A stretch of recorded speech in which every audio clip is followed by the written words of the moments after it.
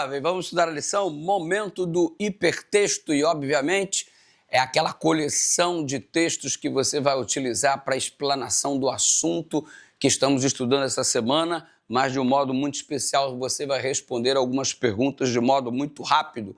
Primeira pergunta, por que você acha que Deus queria apenas oferta voluntária para o santuário e não algo imposto ou forçado? Porque o santuário ele tem que ver com relacionamento, Deus habitando no meio do seu povo para se relacionar com o seu povo. Relacionamento forçado não pode ser chamado de relacionamento. Você é obrigado a ser adorador de Deus, você é obrigado a aceitar Jesus como seu Salvador, não rola, é mecânico. Relacionamento nenhum funciona se não for de modo espontâneo. Casamentos forçados, namoros forçados, relacionamentos forçados estão fadados ao fracasso.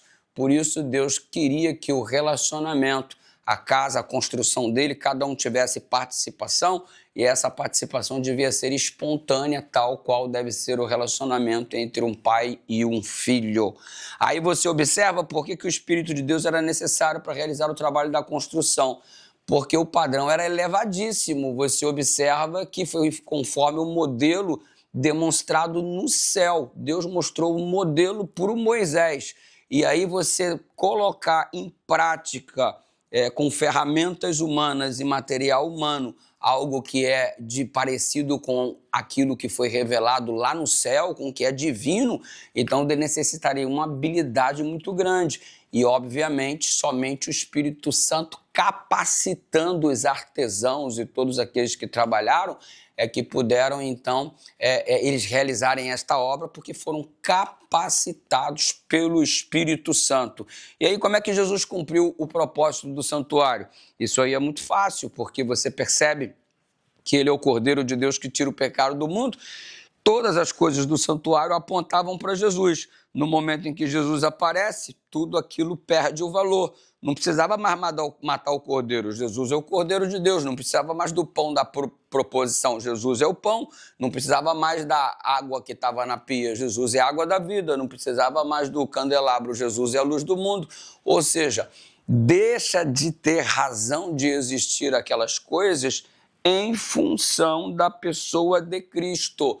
Tudo apontava para ele, tudo era um símbolo sendo trabalhado para revelá-lo. E quando ele aparece, o propósito está cumprido. E agora ele quer continuar habitando em santuário.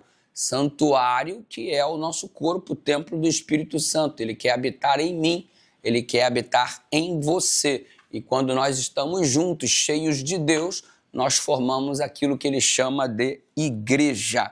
Isso é muito top, né? E aí você percebe que o propósito de Deus é sempre relacionamento. Aí você vai encontrar uma lista de textos gigante aqui, ó, Deus habitando no meio do seu povo, dá uma lida nesses textos e restaurando a santidade do templo, episódios em que Jesus intervém para que o propósito do templo seja restaurado. Então, não deixa o propósito do teu corpo, que é o templo do Espírito Santo, se perder. Que Jesus possa restaurar você e que você seja a habitação de Deus nesse mundo. Ora comigo aí, Pai querido, valeu. Muito obrigado pelas orientações de hoje. Dá-nos o entendimento cada vez mais em nome de Jesus.